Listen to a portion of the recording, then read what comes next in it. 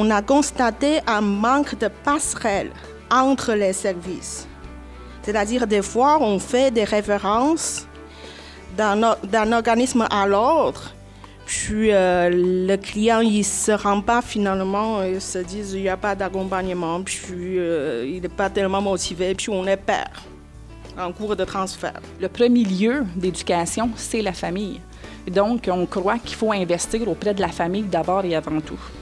Sur quelles conditions devrions-nous agir ou recommander pour vous donner les moyens de faire un meilleur travail? Un soutien financier adéquat, une reconnaissance du ministère de la Famille. Ça permettrait effectivement aux organismes de répondre pleinement à leur mission qui est de tourner les familles. Et ça, toujours en complémentarité avec ce qui existe déjà. Chaque enfant est un être unique et a droit à un milieu d'encadrement stimulant, sécuritaire et de qualité. En mettant fin à l'universalité et en imposant des compressions, on compromet le droit de chaque enfant à l'égalité des chances. On réduit la qualité des services aux familles et on met en péril des milliers d'emplois majoritairement occupés par des femmes. Considérant que les RSG sont au travail plus de 50 heures semaine et qu'elles se doivent de concilier travail et famille et qu'elles ont un temps limité pour faire des études, des travaux, des évaluations SCAP et des déplacements, nous espérons que ce processus pourrait être uniformisé avec des critères clairs et effectué dans un délai raisonnable qui encouragerait les RSG à entreprendre la démarche ou autres similaires. Par contre, nous sommes d'avis que la formation de base pourrait être bonifiée et réalisable, considérant que les RSG travaillent. On essaie de développer aussi, on collabore déjà, on est déjà en partenariat avec justement les CPE, services de garde et compagnie. On n'est pas une menace non plus pour les CPE. Ceux qui nous connaissent moins ont parfois l'impression qu'on veut prendre des enfants venant de chez eux, ce qui n'est pas du tout le cas. En fait, c'est que nous, on n'a pas du tout l'horaire de service de garde. Les enfants viennent 2 fois 2 heures par semaine.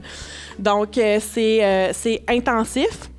Pas 3 en même temps parce que justement, ils sont tout petits. Ils ont juste 3, 4 ou 5 ans. Il nous apparaît clair que la cohésion entre les différentes personnes en orbite autour de l'enfant est essentielle. Le parent, souvent oublié dans l'équation, en fait partie intégrante. Sa position doit être centrale. Souverain de l'éducation de son enfant, il doit, par nos gestes et nos paroles, se sentir consulté, appuyé, soutenu dès le départ et de manière continue. Trop de spécialistes qui savent mieux qu'eux, mieux entre parenthèses, interviennent avec toute la meilleure volonté du monde et piétinent ainsi l'estime et le sentiment de compétence souvent fragile chez le parent.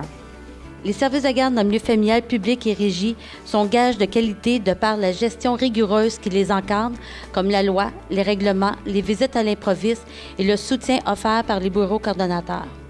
De plus, les responsables de services de garde régis ont l'obligation de formation initiale et annuelle, la vérification de leurs absences d'empêchement et la mise à jour de leurs cours de premiers soins, ce qui assure une uniformité dans les services.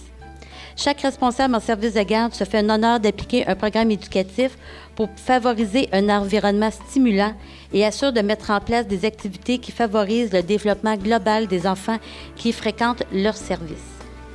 Caroline et ses amis, qui est soumis aux mêmes exigences que les CPE et que les garderies subventionnées en ce qui concerne la qualité et la sécurité de son installation, l'application d'un programme éducatif, le ratio, la qualification des membres du personnel de garde, l'accès aux parents en tout temps de son installation et la qualité des repas qui sont servis à nos enfants. Les propriétaires de garderies privées non subventionnées, c'est des entrepreneurs qui sont motivés en tout premier lieu par leur passion pour les enfants. Les gros profits ne sont jamais au rendez-vous.